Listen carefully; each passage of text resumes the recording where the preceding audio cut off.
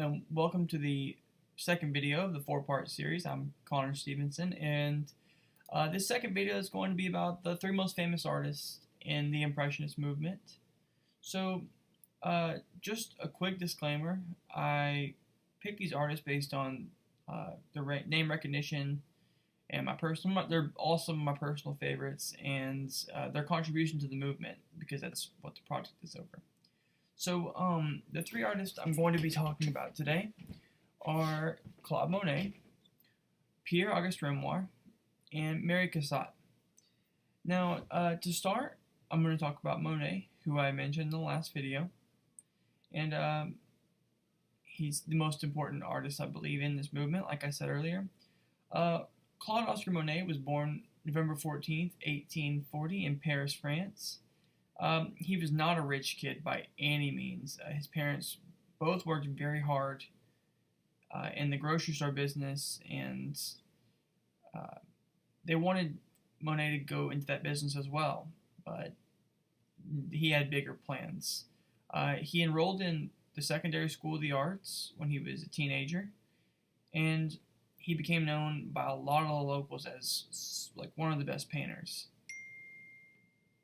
During the Franco-Prussian War, Monet and his family went to England, at first seeking refuge, and it was hard on Monet because he gets uprooted from his home, and that would be hard for anyone. While he was there, he studied John Constable and Joseph Mallord William Turner, and it really influenced how he looked at color. In 1871, Monet got rejected by the Royal Academy Art Exhibition, and this really inspired him.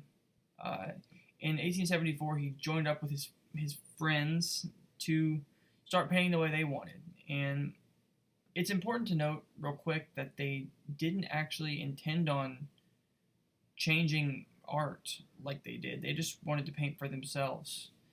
And this is where this Anonymous Society of Painters comes into play, and they have their own exhibition, as I mentioned last time, and they got really popular because of it. One of the paintings I want to overlay here about Monet, one of his many great paintings, was actually a series of paintings. I'm going to put my favorite on the screen right now. It's from the Water Lilies. There's, I think, 31 paintings, something like that. And they all just depict different variations of the water lilies and different things he's seen around where he was living in France.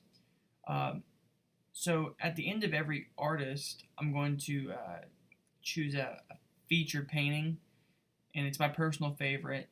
So not water lilies for this one, but for Monet, my feature painting for him is going to be the Garden at Saint Adresse. I can never say that one. I'll put that one on the screen here. I really love this painting because of just the sheer attention to detail. Even you can see the man in the foreground here has shiny black shoes, where most artists wouldn't even pay attention to that at this time. I also really like how the waves are choppy, and you can see the brush strokes. The next artist I want to discuss is Pierre-Auguste Renoir. And Renoir was born February 25th, 1841 in Limoges, France. And he was the son of a modest family as well. They didn't have much. He was really into drawing, and he was a very talented singer. His choir teacher actually wanted him to pursue singing instead of painting, which was really surprising to me because, you see his art.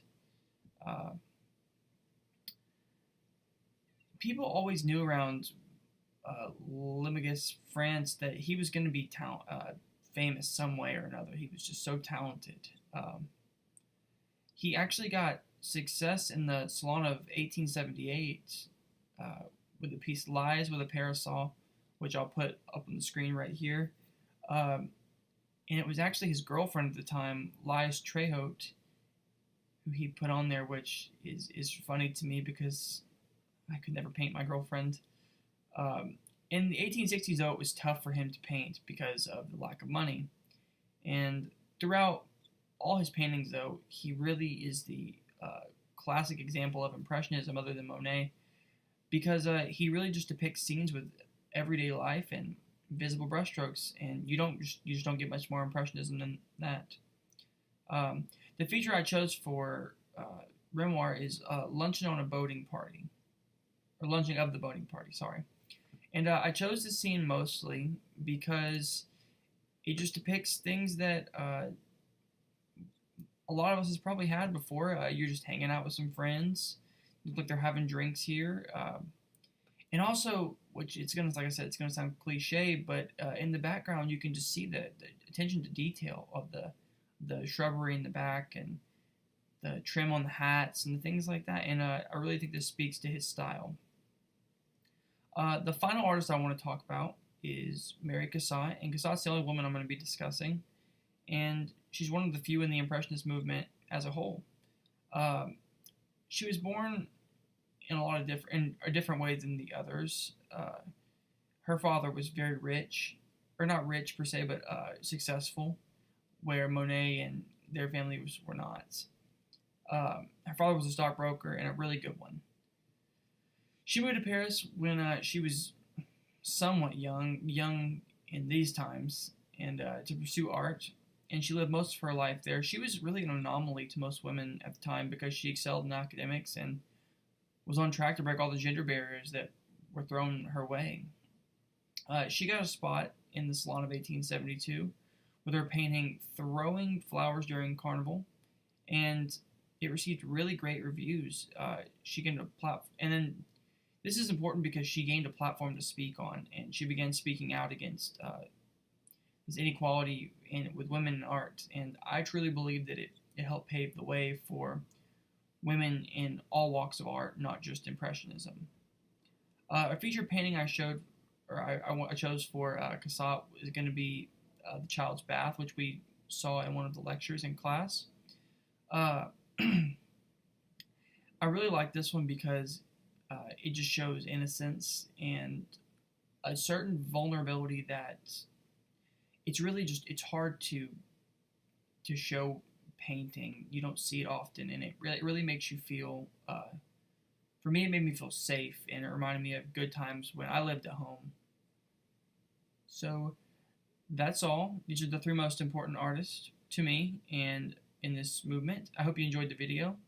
This is 2 of 4, like I said earlier, and the 3rd video will be about politics and Impressionism. Thank you for listening.